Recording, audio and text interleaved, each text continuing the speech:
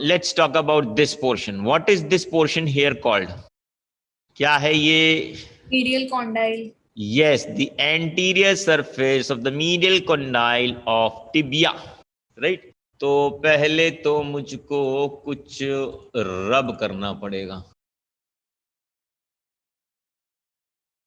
अब हम बात करेंगे मीडियल कंडाइल ऑफ टिबिया. कोई बता दे कि anterior surface of the medial condyle of tibia की क्या सिग्निफिकेंस है. वैसे तो मीडियल कंडाइल की ही बता दो. मीडियल कंडाइल ऑफ टिबिया की क्या सिग्निफिकेंस है?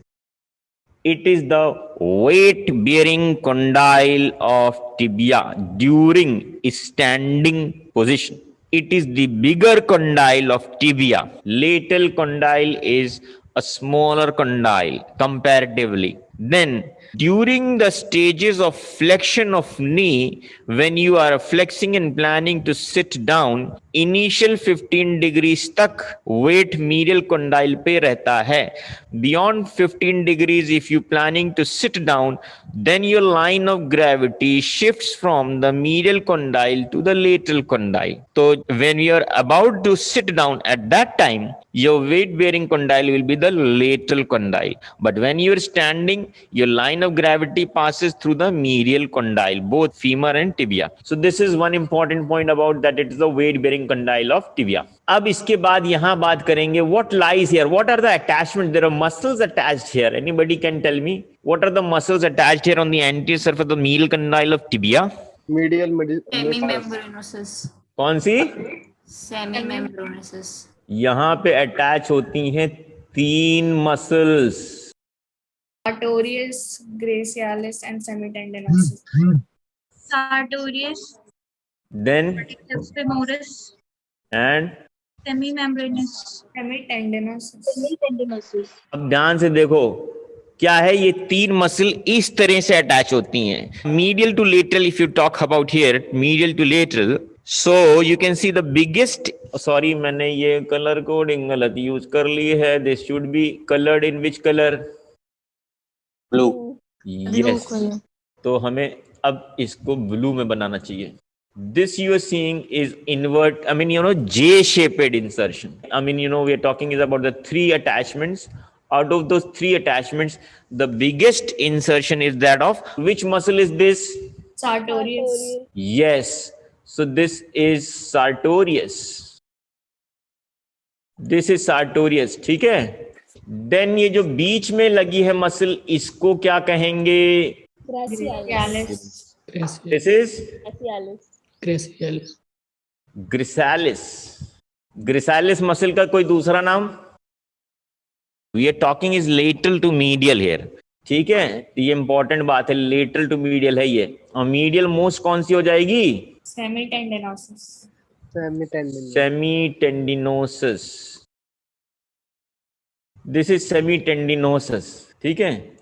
ओके, याद रहेगा ये लेटरल टू मीडियल और मीडियल टू लेटरल या ग्रेसालिस बीच में है या मीडियल है. Which one is lateral most, which is medial most, ये सब कैसे याद रहेगा? इसके लिए कोई निमोनिक है? A girl between 2 sardar. एक निमोनिक तो ये है.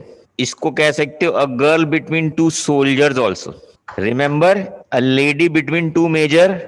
वो कहां पे थी? Humerus में. ह्यूमरस में थी, बाइसिपिटल ग्रूव में. हाँ. तो उसमें मेजर जो लेटरल वाला मेजर कौन था? Pectoralis major. और मीडियल वाला टेरिस मेजर. तो अब यहाँ ये तो क्लियर हो गया, गर्ल बिटवीन 2 सोल्जर या girl between 2 sardar, whatever way. तो जी यानी ग्रिसालिस बीच में हो जाएगी. अब इन दोनों में से मीडियल कौन होगा, लेटरल कौन होगा, वो कैसे याद रखा जाए? तो उसके लिए ये जो हमने डायग्राम बनाया है, राइट साइडेड डायग्राम है. एंड हम लोग हमेशा when we talk about writing Hindi और English, we start writing from right to left. तो पहले अल्फाबेटिकल ऑर्डर ए आता है. डिक्शनरी में डालोगे तो SA पहले आएगा, SE बाद में आएगा, है कि नहीं?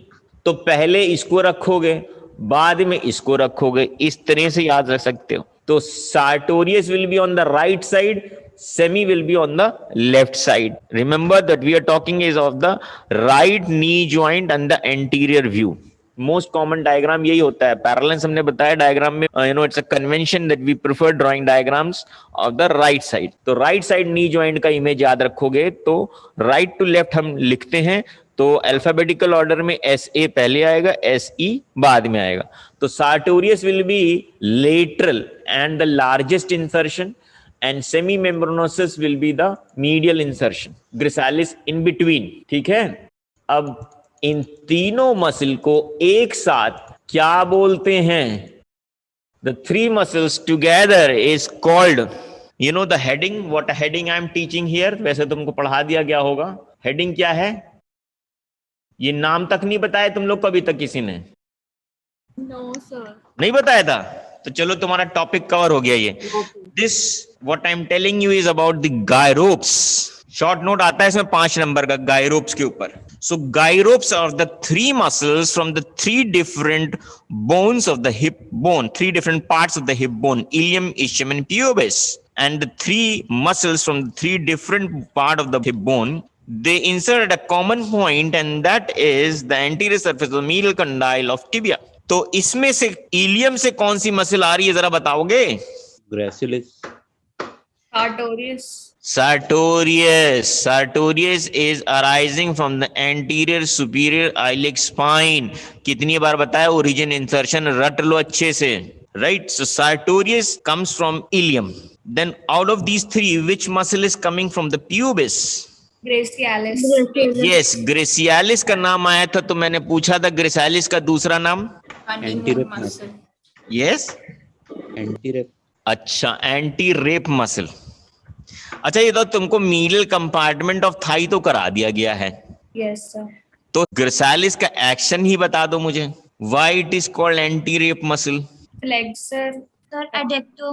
Flexor and major thigh. अरे भैया अडक्शन किस चीज का? Hip का. हाँ जी, Thigh. अडक्शन ऑफ थाइज करा देगी, लेकिन इट्स अ वीक अडक्टर, ये भी याद रखना पड़ेगा तुमको। There are adductor magnus longus which are very powerful adductors. Gracilis is a weak adductor of thigh. और ग्रेसालिस के और एक्शन क्या है? Flexor का flexor है. किस चीज का फ्लेक्शन? Thigh का. थाइज का नहीं, नीज का। नी जॉइंट पे फ्लेक्शन कराएगी, थाइज का भी कराएगी, लेकिन थाइज पे इस पे एक्शन ज्यादा नहीं आएगा। मेन इसका एक्शन आएगा फ्लेक्शन ऑफ नी एंड जो तुमने बताया अभी अडक्शन ऑफ थाई। और एक important option, Medial rotation. Yes, medial rotation of the thigh. ये सब इंपॉर्टेंट एक्शंस हैं। So it will cause adduction and medial rotation of thigh and flexion of knee. ठीक, तो ये कहलाती है एंटीरियर। अब जल्दी से बताओ, हमने सार्टोरियस का भी कोई दूसरा नाम बताया था?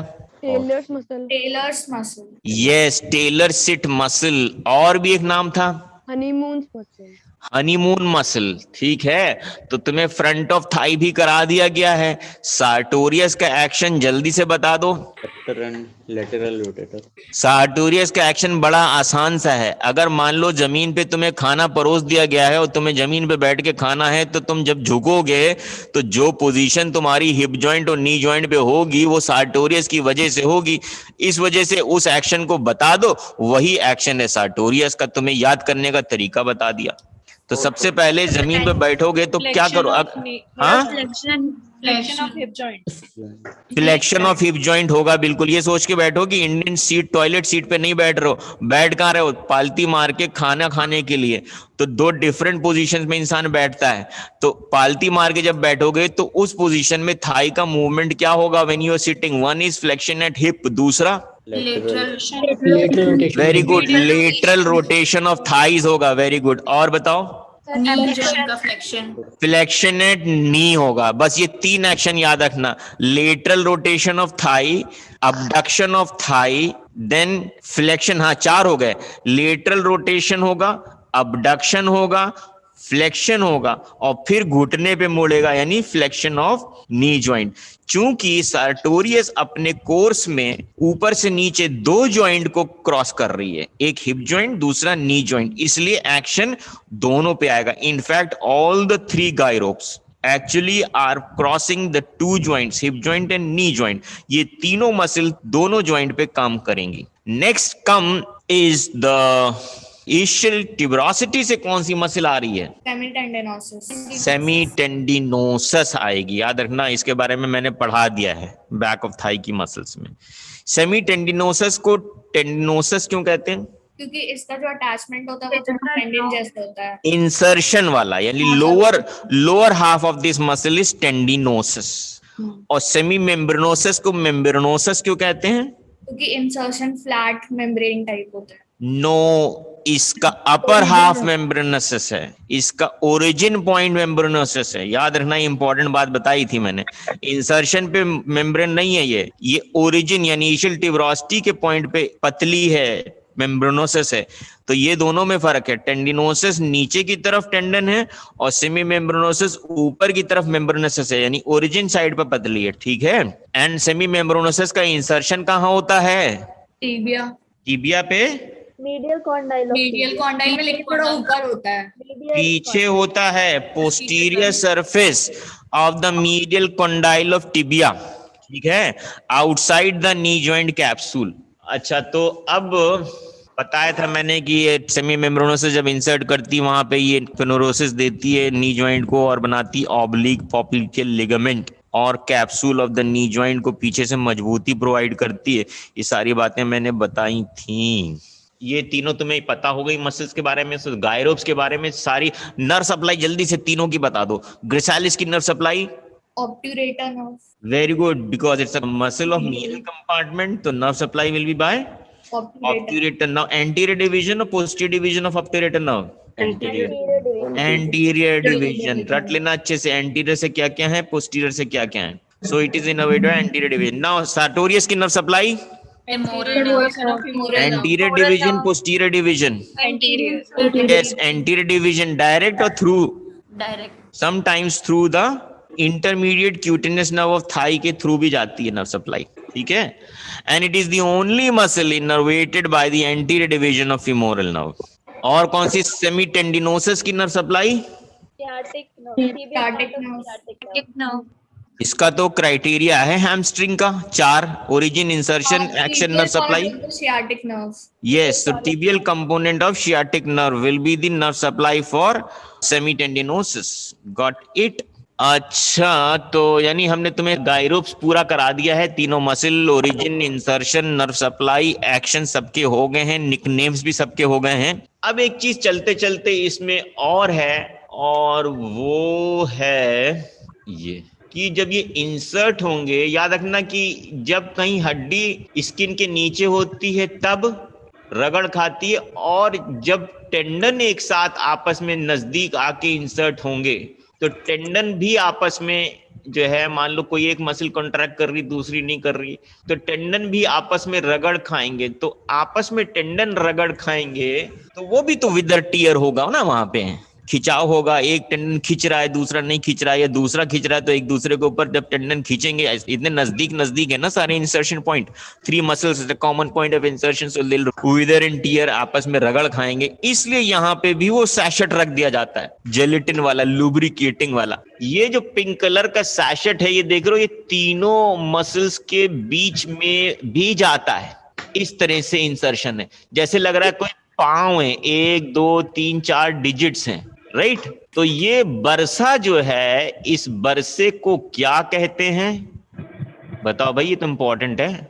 दिस बरसा विच passes in between the 3 tendons of the gyropes, this bursa reaches in between the insertion of the 3 gyropes and surrounds the insertion of the 3 gyropes. Which bursa is this? इसके जो शेप है, जो मैंने अभी जिक्र किया, मैंने तुमको बताया, उसी पे इसका नामकरण किया गया है। क्या नाम होगा इसका बरसे का? अब इसका कुछ शेप समझ में आया तुमको?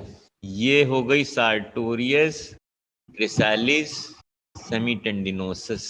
तो तुम्हें दिख रहा है ये एक पांव जैसा लग रहा है, बतख का पाँव। जैसे जमीन पे फुटप्रिंट्स पड़ते हैं ना, कोई बतख पानी से निकल के जमीन पे चलेगी तो उसके फुटप्रिंट्स पड़ जाते हैं, वो इस तरह के फुटप्रिंट्स पड़ते हैं। तो एंसरीन कहते हैं, एंसरीन। एंसरीन इज अ वर्ड फॉर ये एक बतख होती है जिसको गूज कहते हैं, और प्लूरल इसका होता है गीज, जिसका जोलॉजिकल नेम एंसराइन होता है। एंसराइन कहते हैं. So this is called एंसरीन बरसा. बहुत इंपॉर्टेंट है ये. ठीक है, ये सब याद रहेगा. नाउ कैन यू सी, काफी बड़ा सा बरसा है ये.